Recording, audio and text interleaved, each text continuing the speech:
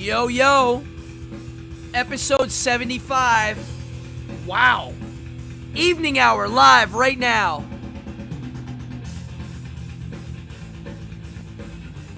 Let's do this.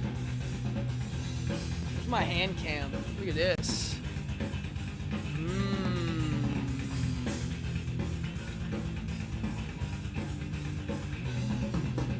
Yeah. Come on in, folks.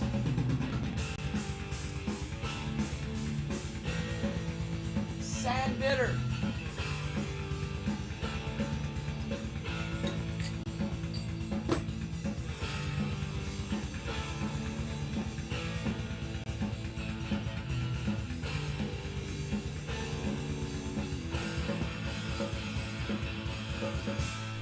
Okay. Yep. Mozart. Sometimes I use Bach, sometimes I use Mozart. What's up, everybody? Mama Cardone in the house. What's up, Mama? Oh, we got a good group. We got the regulars in here. Eric, William, Amanda, Dan, Cassandra. Yeah. What's up? Uh-oh, my needle sounds dirty. Hold on, folks. I take my vinyl seriously, and if the needle sounds dirty, I take out a needle brush, and I literally brush the needle. If you don't do that, it sounds like garbage. There. God, this needle brush is dirty. All right, folks. This is Evening Hour Live, if you can't tell. It's definitely live.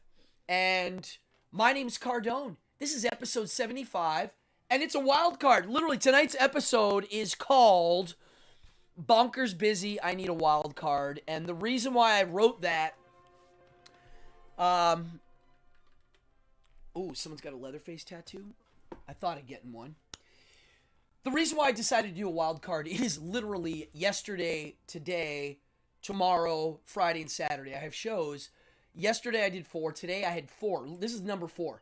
1, 2, 3, and 4. And I just literally can't keep up at this point. I need to just focus on working. I'm reading, doing my thing. But I haven't had time to, show write and do that bit. Tomorrow morning I might get to do it, but there's waves. So I'll be surfing in the morning. There's waves right now. People are in the water right now. If you're new to the channel, hit the subscribe button, hit the like, hit the notify. You hear everybody saying it. The reason why everybody says it is it's true. You need these likes and things to move the channel. For the people that donate, thank you. Donations really do go far. I do this for a living now, and I am not monetized. This channel ain't monetized. I'm under 1,000, but I'm still making money because literally the donations pay for this fancy camera, my lights, the mic, the computer setup, all of it. Thank you, donors. If you look in the chat, the description of the show, you will see the directions to the in-chat gaming, which if you're new, you'll see it happening in the chat. All right, this is not ready yet. This is a bottle of Sans Bitter. These are Italian soda, what do you call them, aperitifs. And it's really bitter. First time I had this, I was like, ugh. You got to let the ice melt a bit. And then it tastes good. Put a GoPro on your board. Okay. I've done it before. I have a friend who had one, and I don't like mounting things on my boards. I don't like having nuggets on my board. If I do the GoPro thing again, I'll do it handheld. When I go in the water, it's the only time where I don't have this. Or, I'm going to be honest, sometimes we're surfing, and there's a lot of drones now. So you're out there in the water, peacefully waiting for waves, and then you hear,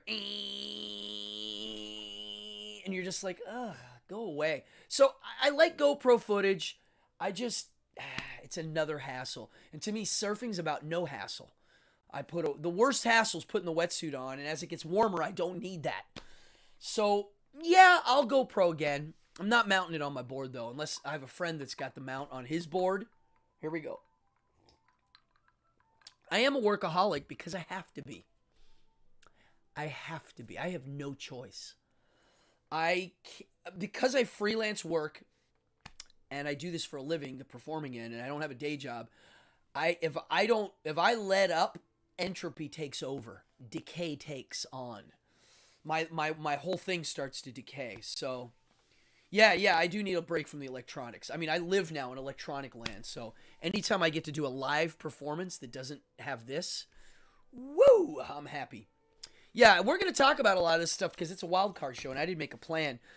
As for the people that dig my intro musics, those are recordings that I made. I wrote the music and recorded it. Some of it's unreleased. Oh, they caught a new shark? Yeah, they're always catching sharks here. There's a lot of sharks.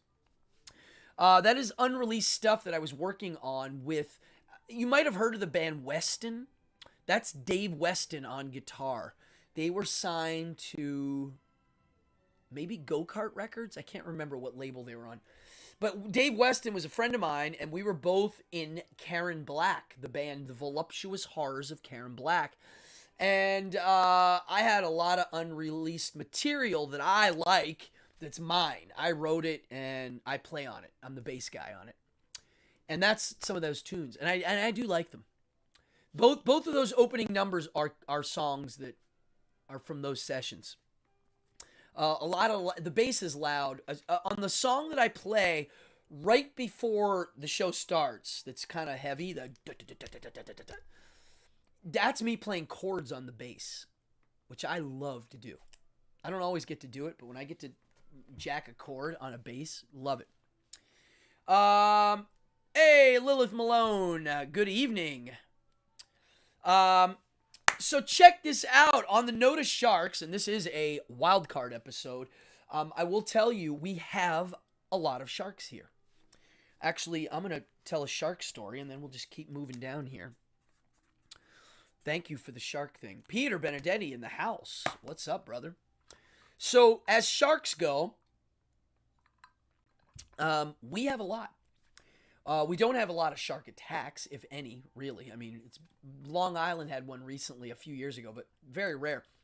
We have big fish, we have little ones, we have great whites, and a lot of people don't know this, but for years, they didn't know where great whites would breed.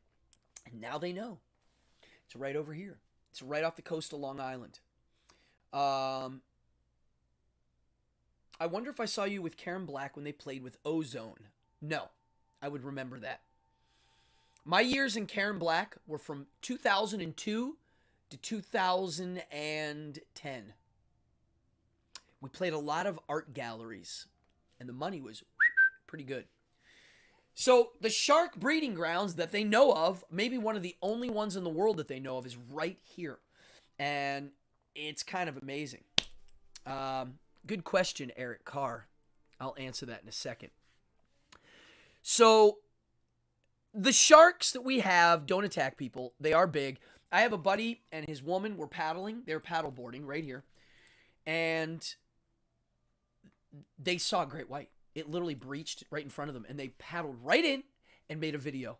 They were like, oh my God, we saw its teeth. We saw it. They were like freaking out. I remember seeing it on Facebook being like, oh.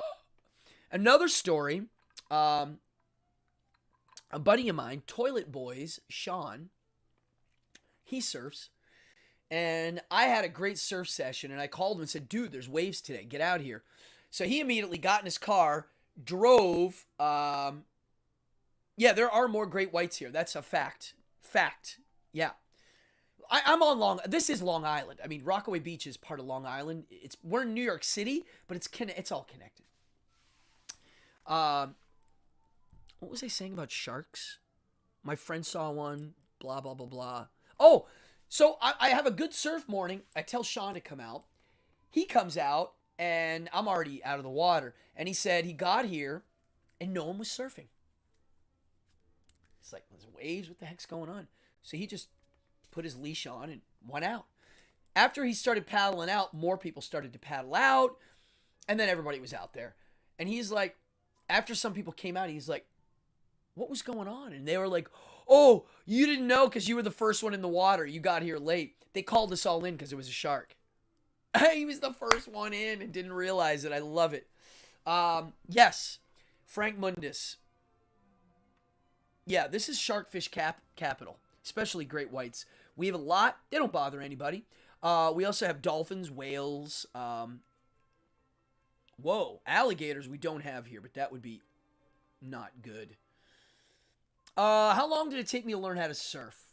I will say it took me a solid 3 years before I could paddle, turn, and ride down the line. For the first year, I could paddle and get it and just kind of go straight. The second year, not so good. It's about 3 years. It's a very terrible learning curve. The best analogy would be this. Imagine learning a skill, something difficult, where you only got to practice once a day for a very brief moment, and maybe it's only a few seconds. You have 3 seconds 3 times a day.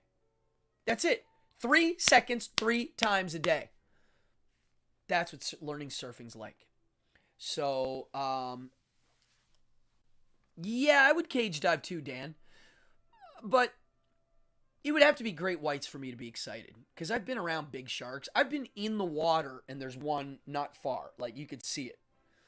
You notice it. Well, so I've been in the ocean surfing. You know, here I am sitting on my surfboard. And you see gray really quick go by. Dolphin. They go, and you're like, oh. Your heart skips. And then sharks, they don't do that. You'll see gray, but you'll see this. You'll see a side-to-side motion, and then they'll go down. Or you'll see it come up, and then go down. I've been there. 50 yards out, you're like, oh, there's a big shark.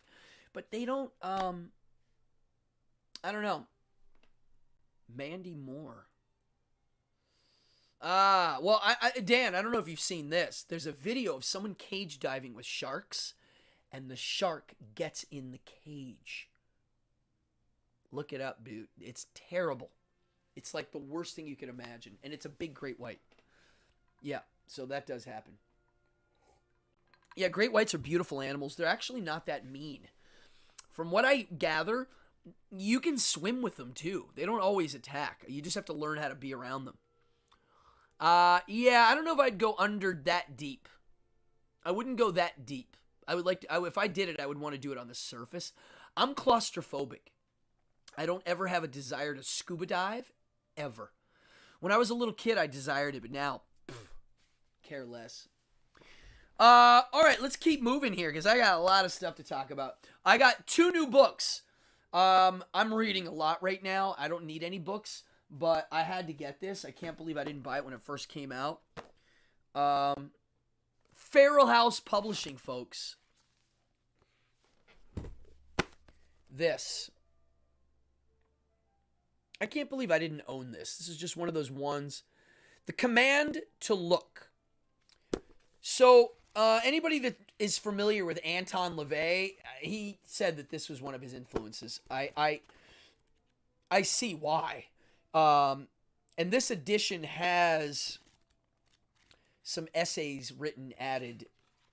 But basically, you could say this is a book of black magic. It's a photography learning book. But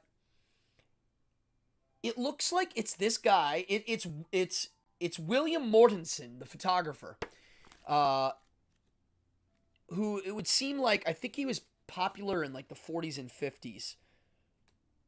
Yeah, he died in 65. So he had a technique for getting people to look at his photos. And basically it, oh,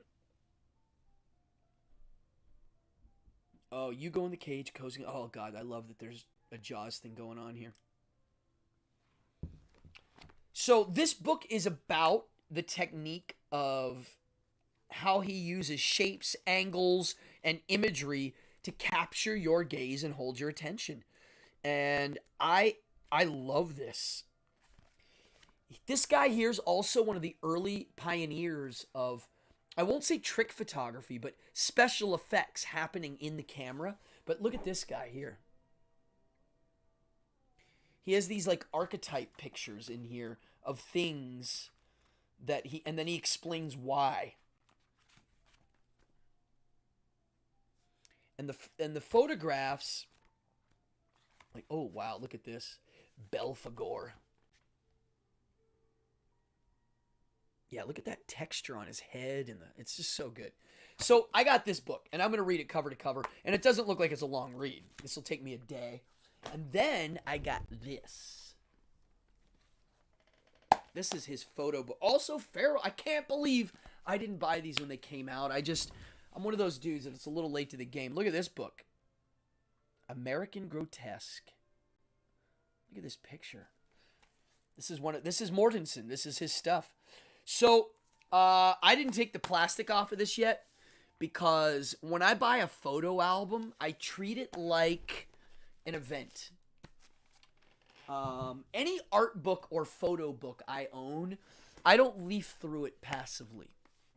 I wait for the right moment to like crack it open and try to experience it and go through the whole book. It taken a couple hours, and I usually wait for a friend or at a party if I throw a little soiree here, perfect. I'll be like, I have a book I've been waiting to open and look at and take in. Here it is. And so that's what that will be. That's why I have it still in the wrap. I don't want to tease myself.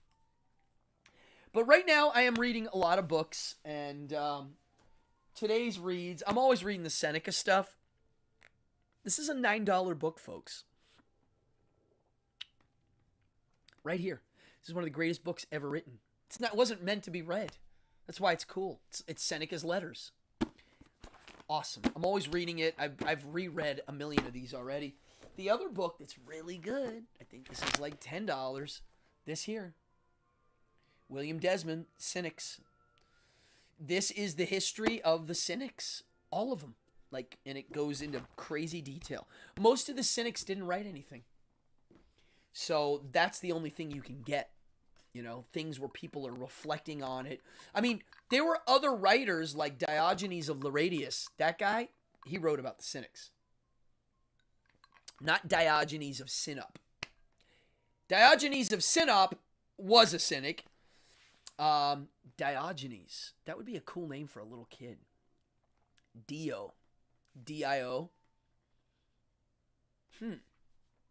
Interesting.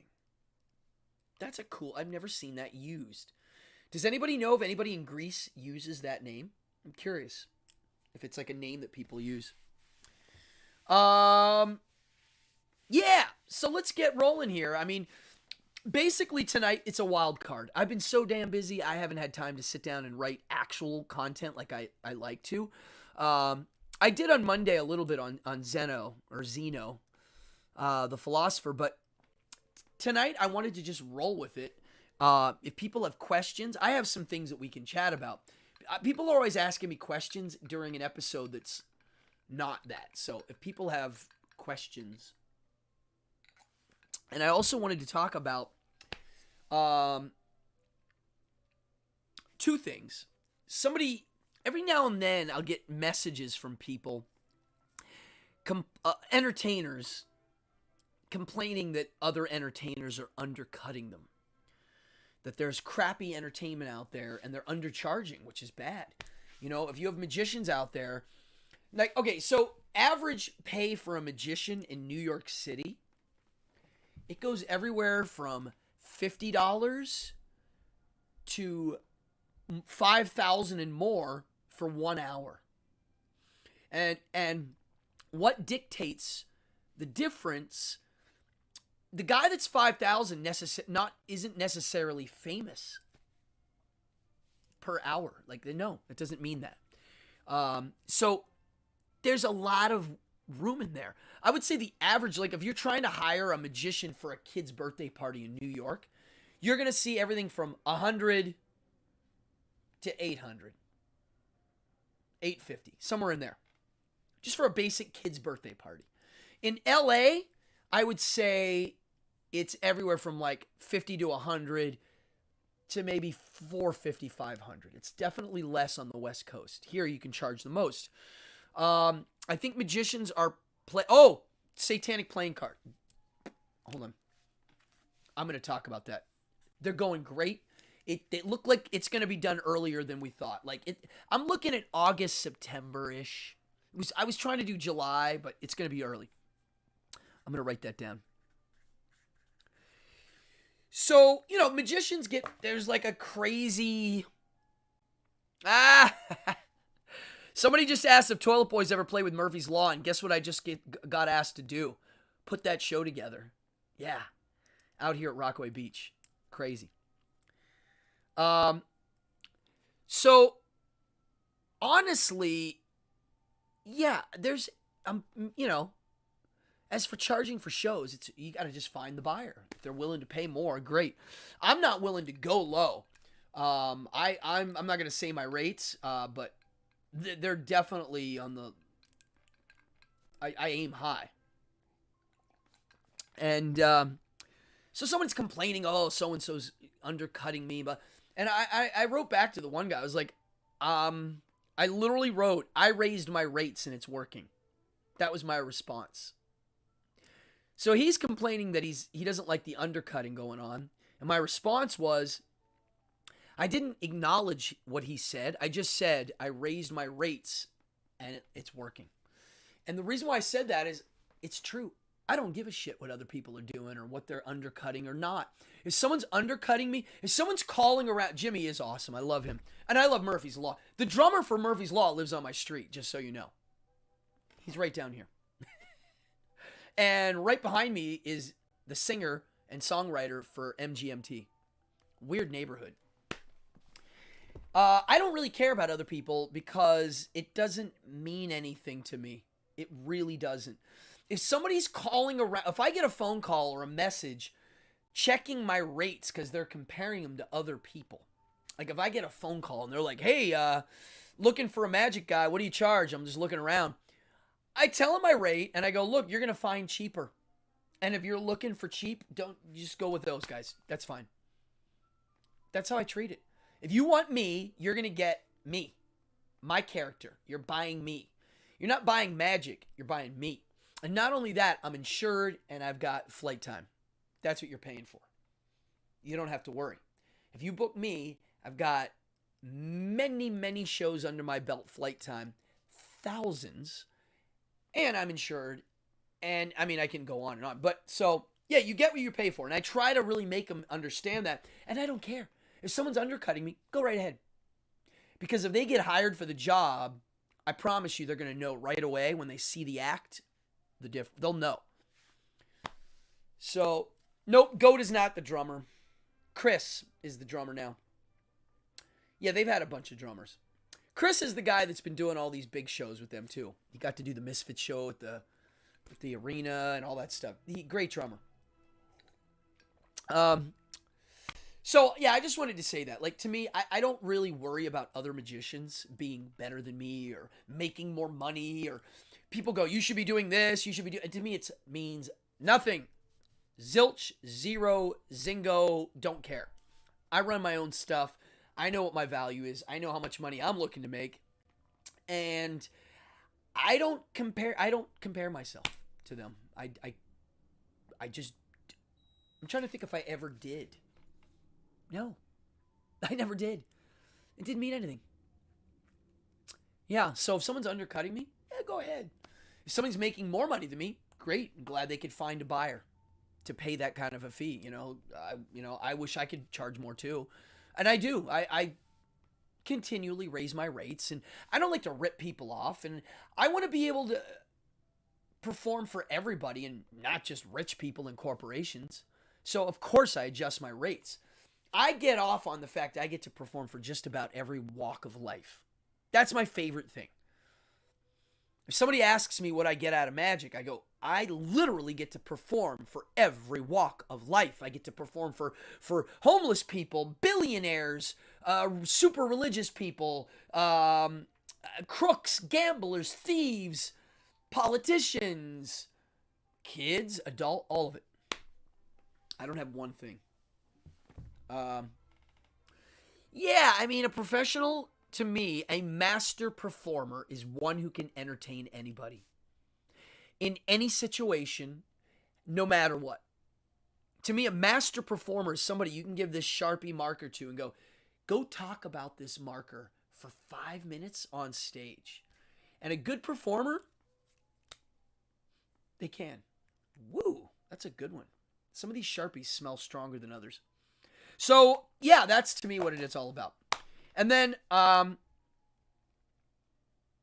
the other note, I wrote a little essay on my social media on multi-skilled performers. I met a performer girl the other day who I'm going to book for one of my burlesque shows as a go-go dancer, and she is a multi-skilled performer. She sings, she dances, she does fire eating, aerial pole. I liked that. Now, I'm not a fan of master of none. What is it? Jack of all trades, master of none. That's not good either. But I like it when people in the showbiz realm do try to learn a lot, because even though maybe this person they're not going to use all of it, it still goes inside them. Like I studied dance. Not a lot, but I did. I took ballet for 4 years. It's inside me. It's definitely a part of my magic act. You'll never see me do this in my I'm not doing ballet arms, but it's all there. Yeah, it's true. Speaking of gamblers and thieves, Rick Sherman, are you still in here? I have, I'm a fan of wisdom. And I found a quote today that blew my mind. And it made me want to read Tom Robbins. Now, my whole life, Tom Robbins books have been around. And I knew they were probably pretty cool. I just ignored them. I had other books I was reading. I mean, literally, I have thousands of books in this house. I've read basically all of them. So I'm kind of picky of what I read. But I read a quote from one of the Tom Robbins books. And it's from the Still Life with Woodpeckers book. And now it won't let me click on it. Are you kidding me? I have no signal right now. How's that possible? How is that? I'm going to read you this quote. Safari, dude, I have no signal. Is my computer working? Yeah, I'm coming through. Okay. All right, here he is. Listen to this quote. This is from the book. This is brilliant. The difference between, hold on. Yeah, we got to have skills. Skills are important. Peter Benedetti, how come your points thing isn't working? Huh. Yeah, I just noticed the points thing's not on. Yeah, I don't know. Well, here it is. The difference between a criminal and an outlaw is that while criminals frequently are victims, outlaws never are. Indeed, yeah. Hold on, let me text Golf Wang. Let me just text him before I read this quote. I'm going to put in chat gaming not on. He might have done so. My son is my tech guru. And when I'm not here, he offline does stuff. So let's see. All right, here we go. The difference between criminal and the outlaw is that while criminals frequently are victims, outlaws never are. Indeed, the first step towards becoming a true outlaw is the refusal to be victimized. All people who live subject to other people's laws are victims. People who break laws out of greed, frustration, or vengeance are victims. People who overturn laws in order to replace them with their own laws are victims. And in quotes it says, I am speaking here of revolutionaries. We outlaws, however, live beyond the law. We don't merely live beyond the letter of the law. Many businessmen, most politicians, and all cops do, that we live beyond the spirit of the law. In a sense, then, we live beyond society. There you go. I don't know what to say to that, but I agree with it. Yeah, the chat gaming's odd tonight, man. What's going on? Zalthan, what are you doing here? Yeah, I don't know how to fix it live, or else I would. There is a live fix, but I cannot do that, and I am not going to mess with that. So we'll pause on that. So I thought that was really neat because what he's saying there about this outlaw type is kind of how I look at myself in the world of magic. I don't care.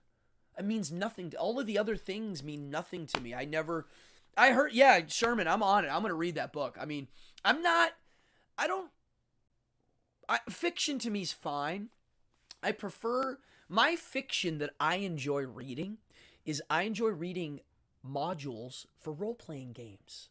And the reason why I enjoy it is I get to apply the knowledge in the fiction. So I get to learn all of these stories and stuff, but I get to use it in an actual thing. And that's why I like nonfiction. And so I will read the book. I mean, this little section here blew me away and caught my eyes. So it's about an outlaw, I'm guessing is the story, and there's philosophy clearly mixed in. I remember the first time I learned what 1%er meant, the biker tattoo. You know, they're 1% civilian. They're 99% outlaw. I would give myself maybe a 5 to 10% civilian. And then the rest. I'll add a few numbers in there. Yeah, and so when I read that, it made me realize that I really do see myself like that. I don't use the word outlaw, but there are people that have referred to me as that in my own way. I just live on my own terms. I break laws that other people make, but I hold the laws that I make, and I keep them. And that's what an outlaw is to me. I mean, they make their own version of a code and stick to it. Yeah. Love the quote. Now, another thing that I wrote a little essay on today was the notion of admiring people with responsibility. Now, I had an ex that whenever I would bring up my responsibilities, house, ownership, children, this mess, right? It's a big responsibility. They would kind of criticize me. Like, well, that's your choice. You're suffering because of your choice. And I was just like, I'm not suffering. Like, they took it as a bad thing. And then I realized why. It's because they didn't have any responsibilities, couldn't hold any responsibilities, and if you were giving them responsibilities, they're a professional ball dropper. When I use the word professional ball dropper, it's something I always use. I imagine someone like, you're running up to the basketball hoop for the layup, someone passes you the ball, and in the heat of the moment, you mess up, you drop the ball. There's a lot of that. There's also people that catch the ball, look at the hoop, look at the guy that threw it, and just drop it and leave. They consciously drop the ball. And so I'm talking about both of those people. The people that don't want to hold responsibility, that's fine. But the people that do hold responsibilities are why everything's running and working and doing its thing. So, and I wrote a little essay on that, and also long-term friendship and how important it is and what it means. If I meet somebody that's close to their family or they have some long-term friends, I take that as a good, it's a virtue of sorts to be able to hold on to friends for a long time and nurture the friendship, and it grows. I have friends that I've known for 20 years, and we talk all the time, and we're very close. And I have friends that I went to high school with, and we're close. And I have friends throughout all my walks of life that I'm close with. And that's to me like gold, And there are those out there that if you look at them, you'll see something. I like pointing this out because we all know people like this. And it's funny when I say it and people are watching my show or reading my essay and they fall into the category because they react in a weird manner. So people that have new friends every few years. Every few years, if you look, they've moved and they have a new group of friends. And then they move again every few years, and they have a new group of friends and a new job. And they move, and they have a new group of friends, a new job, and a new style. You know, they're a parasite of sorts, and that is not uncommon. That's fine. They can do that. They can justify why they're doing it. Maybe that's their nature, to bounce around. I don't value that. That's not one of my values. Yeah, that's a good way to look at friends. Yeah, I mean, your family, you can't. I mean, you can get rid of them. You can, don't have to hang out with them. But friends, we choose. We get to pick them. That's what's cool. Yeah, yeah, we get to find and pick our friends. Your family can be your family, and you can be close, but they're not your friends. It's different. You can also be friends with your family. My mama, who's in here now, what's up, mama? We're close friends. We're family, but we're friends. We talk about everything. We talk about religion, politics, food, whatever. We talk about everything like a friend. And my father, too. We talk about stuff, too. So I cherish that. I also find it to be a value. I value that. When I meet somebody that doesn't value that, that's fine. I just don't. So I mentioned it today online, and somebody wrote, a friend of mine who I'm friends with, they wrote something that was really weird because it didn't actually. I wrote how I felt about all these things, and they literally wrote, all of the above isn't true. What do you mean it's not true? It's not true to you.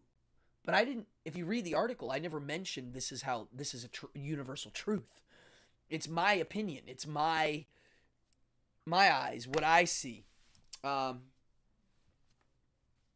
Yeah.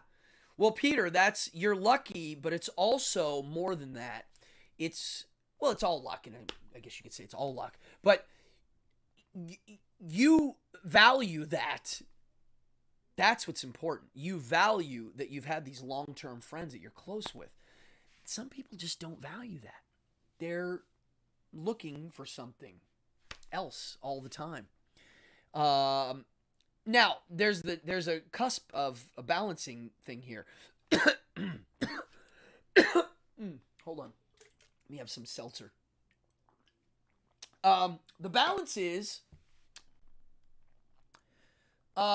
you want to be able to see what you have and find what's good about that, and not constantly be doing the grass is greener on the other side thing. I think Zalthon just yelled at somebody. Sorry about that.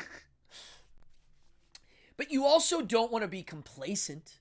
You do want to go out and try things and do things, but I think a lot of the things that we are looking for aren't far to find. They're here. Whenever I meet somebody who's having a problem, whether it be a personal problem, a mental problem, a work problem, and they want to move or go to a new city, my first thing I always say to them is like, the problem's not staying here. It's going to go exactly with you. I tell them that. That's because the problem is I can show them the math. You can break it down with logic. Whatever problem they're leaving, most likely is them. Most likely. Or it's not just them, but it's how they're seeing things, which is ultimately them. So when you go to a new town, yeah. Now, if you have one specific person that's like harassing you and you want to get away from them, I get it. But maybe the person's attracting that type. Maybe they have a character defect that it attracts that, so no matter where they go, they're not getting to the core of the problem. So, blood makes you related, loyalty makes you family. Yeah, loyalty. I'm very loyal to my friends. If I have a friend who has another friend, and then there's me, and let's say this friend over here has beef with this friend, and they have a falling out of sorts. Well, first of all, whoever my closer friend is, okay, so if this guy here is closer and this guy's being a jerk, I side with the closer friend, obviously. And if I will then consciously see my relationship to the other person and see what the problems were because I might not be friends with them anymore. If that person hurt my friend, then I might be like, that's it. I'm done. If we're all close friends and this person hurts that person, and I know for a fact that's what happened, they're also on the shit list, because what prevents them to do it to me? You know, I want to see why it happened, and maybe so I am loyal to my friends. I if they're my friend, I trust them. I trust their judgment. I trust their insight. And if they're telling me something bad happened, I'm listening to them. And if the other person's butt hurt that I'm not going to be friends with them anymore, I'm just like, look, I'm loyal to my friend. And you should too. You should be loyal to your friends. You know, I don't think there's anything wrong with that. Yeah, problems travel. Problems go with you. It's like that movie, The Grudge. You know, you go into the haunted house and the ghost comes home with you. Why? Because the ghost's here. It's you. It's not the house. Yeah, I think responsibilities show a sign of good. I don't use the word good and evil, but good meaning positive to the person and their surroundings. Yeah. That's how I think of it. So when I make a post and someone writes something underneath it that's a little weird, like if I make a post, I always make sure to put in there that it's my opinion alone and that I'm just stating my feelings of how I feel and see things. If somebody has a counterpoint that I might be seeing things wrong, I'm all ears. I want to hear. But you got to make a clear counterpoint. You can't automatically spin it on, well, I see it this way and you're wrong. It's like, great, you see it that way because of your upbringing. Now, how do you get me to see it that way? There is a way. That's what I call the framing trick thing. If you're a good wizard, you're able to get other people to see through your frame. It's kind of a new concept for me. I've been writing my own little essay stuff on it. I am working on a book right now. It's a long work in progress. And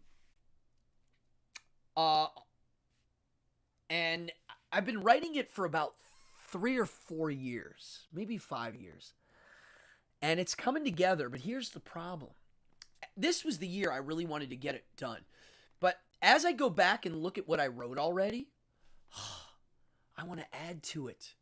I've learned so much more to add to this thing that now I'm filling it in even more.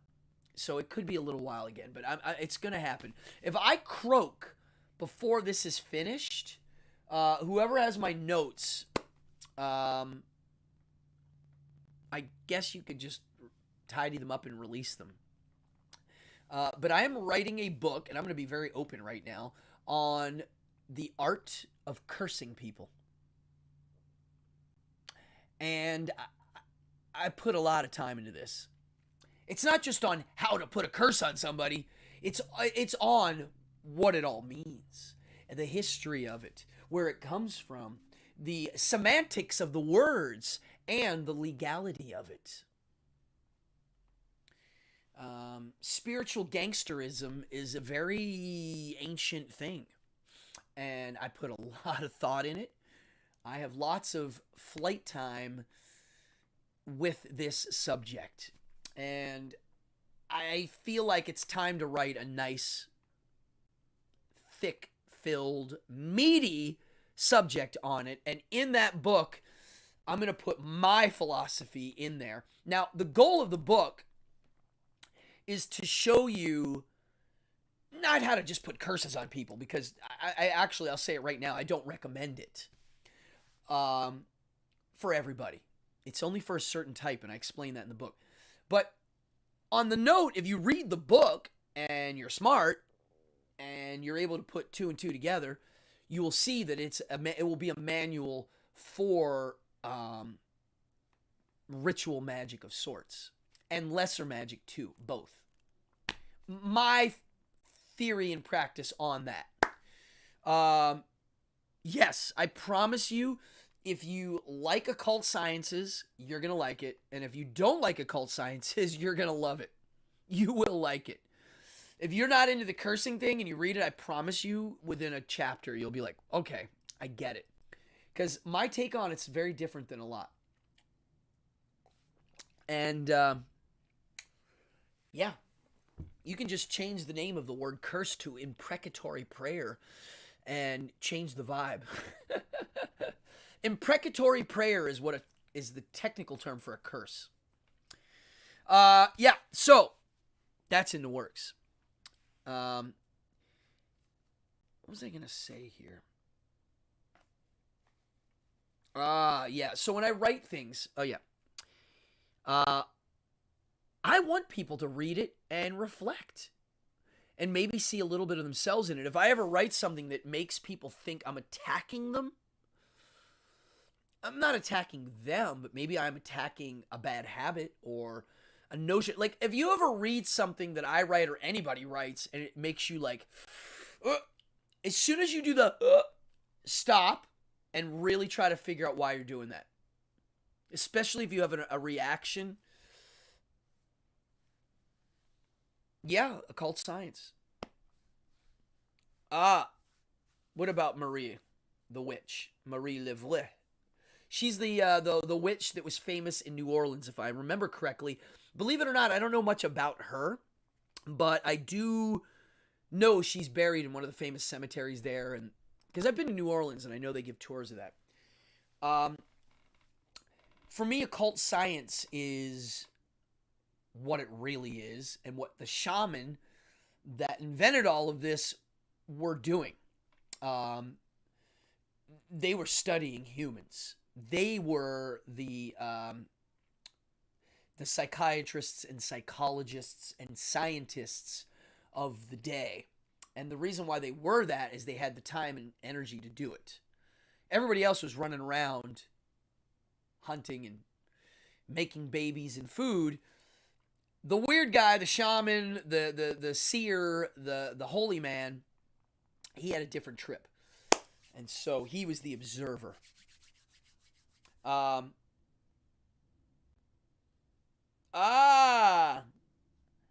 have a little piece of the grave. Yeah, I hear, yeah, she's the voodoo queen. I don't really know much about her. I will look her up. Voodoo, some of it interests me. I like the notion that a lot of these people were mix and matching Catholicism and paganism and, local things to make their own branch of magic. And the imagery and the intensity of it all, to me, is very powerful. I just don't like it because it's based on blood magic. And voodoo blood magic is the same kind of magic that's in the Old Testament. So I attribute voodoo to Christianity, which is why I never read too much about it. If I'm wrong on that, point me in the right direction. There's hoodoo, voodoo, there's all those different doos. Hoodoo, voodoo, and doggy doo-doo. Hoodoo, voodoo. Voodoo is the other word. I just lumped it into a weird version of Christianity. But the imagery and the intensity of it all. Oh, wow. Oh, wow. I'm going to read this, Dan. This is cool. It says, I went to her grave during the day, got drunk that night, and wanted to go back. People do drink in New Orleans. Locals said, do not, you will die. Then I explained you will probably get shot and robbed in the cemetery. Not from the curse. I love it. Yeah, New Orleans can get pretty dangerous at night. Yeah. Wow. More dues than a hair salon. Perfect. Yeah, I didn't get to go to her grave when I was there. I've only been to New Orleans once, and I'll never forget it. I was on tour in 2000 and... What year was it? 2001. It was 9/11. It was the October right after 9/11. Our tour had been canceled. Our guitar tech friend died in the World Trade Center, Johnny Heff. raise a glass. Johnny Heff, rock and roll forever, brother. He was a fireman and a rock and roller. And a Rockaway Beach resident. So we lost our tour. And then we got offered a really good tour in October. We went out on the road with The Damned. And one of my favorite bands of all time. Childhood heroes. Shocked that I was going to be on tour with these guys. So we went on the road. It was awesome. The Damned are great. Every member's awesome. I got really tight with Captain Sensible. I got to hang out with him a lot. He actually showed me how to play all their songs on bass. He used to be the bass player in the band in the old days, and now he's the guitar guy. And we played in New Orleans on Halloween 2001 at the House of Blues. And I have a cute story about this. And then I'm going to end with this story. So we were on the road. When you're on the road, you don't get to see much. But I would always try to see a little bit. So I remember after sound check, I think we just ran around and had dinner, and I got to see New Orleans on Halloween. We get back to the venue, which is House of Blues. And I remember I noticed on the stage, right in the middle, there's a portrait of Sai Baba. Anybody know who Sai Baba is? Curious if anybody knows. I'm going to tell a story. So I'm like, why is Sai Baba there? So I'm getting ready for my show, and I'm asking around. Anybody know why? Finally, the sound man goes, oh, you don't know this? Well, the owner of all the House of Blues is a devotee of the guru Sai Baba. And Sai Baba is a really famous guru in India. Big, crazy, kind of jovial afro, kind of a pudgy, jovial, smiling guru who they think is an avatar of one of the gods. Totally famous. The president of India was a devotee, right? And if you Google the name, you will see he has a history, Sai Baba, of raping boys. A lot. Like a lot of religious leaders do. And he also has a history of doing magic tricks. He reaches in the air and makes holy ash appear. So he does all of the old school shaman tricks. And you know what? I don't really care about people scamming people with religion. I don't care anymore. I used to think it was terrible. Doesn't mean anything to me anymore. Don't care.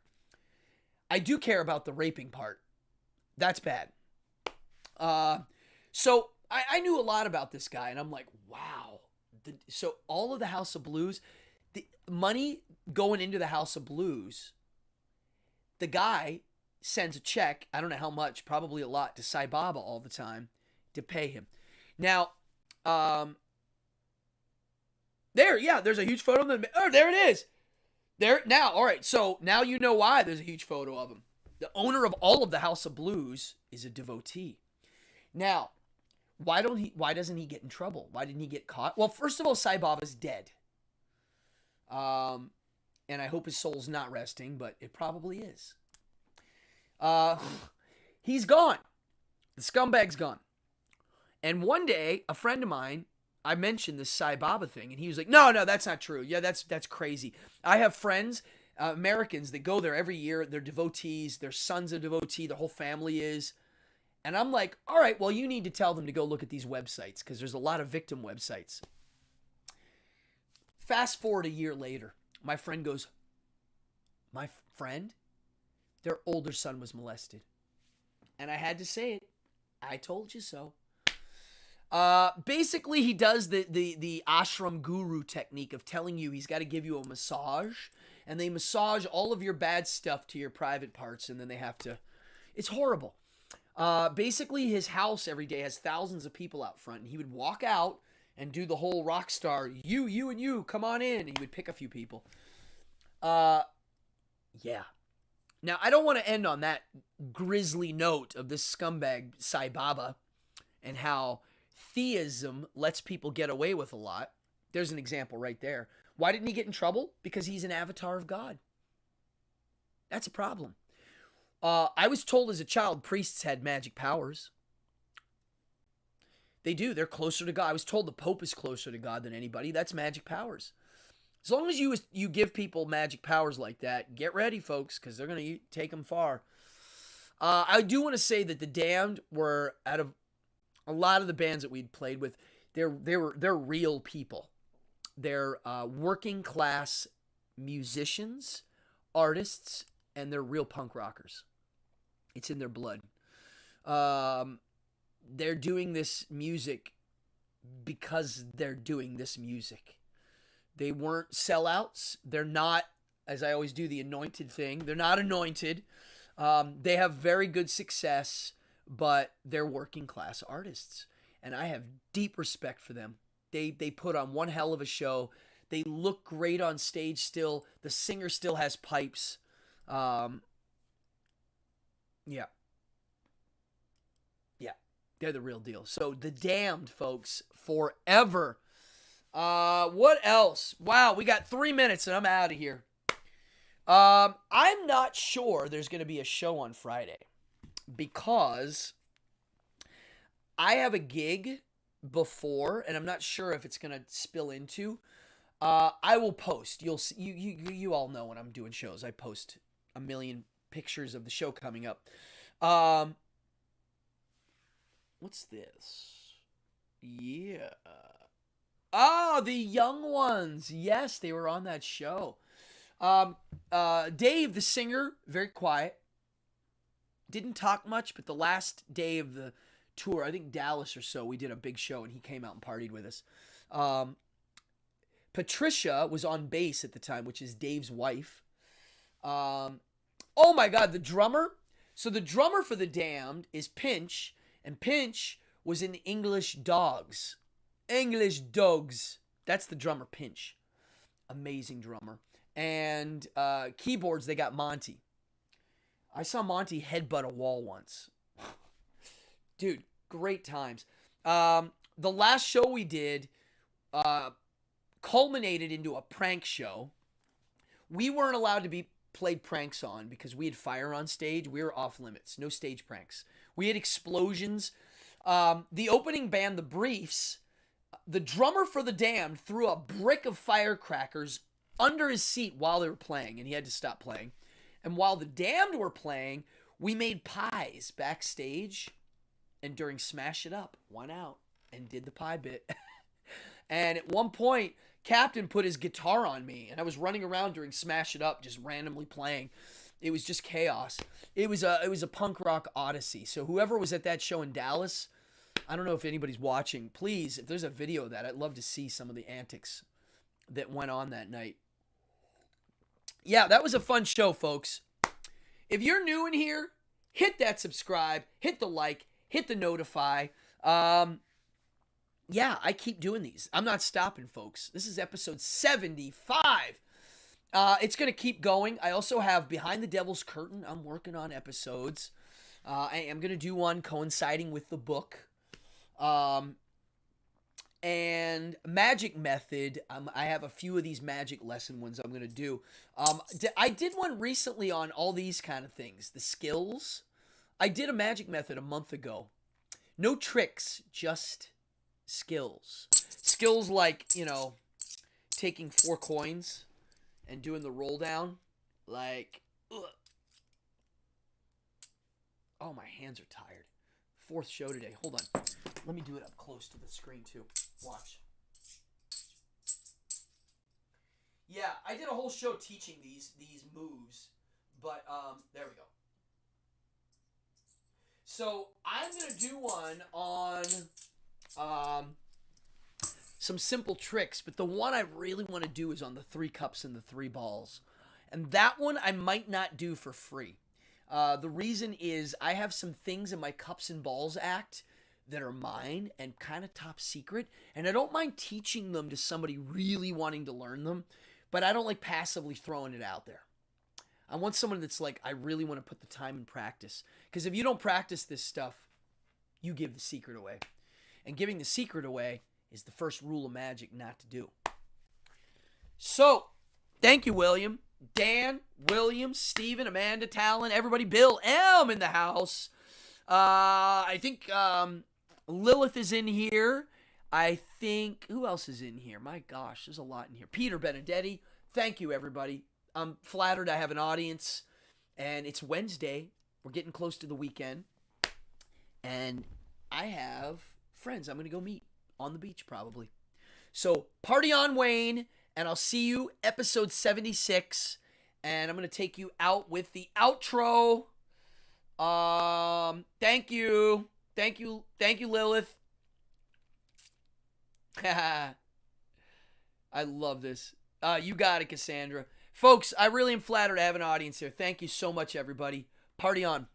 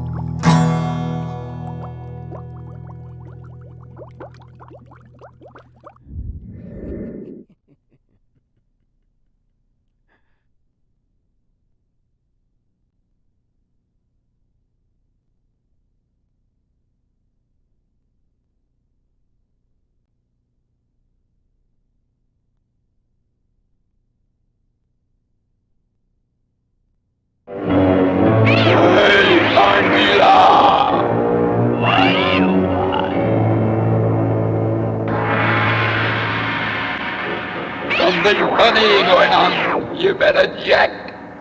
Oh, yeah.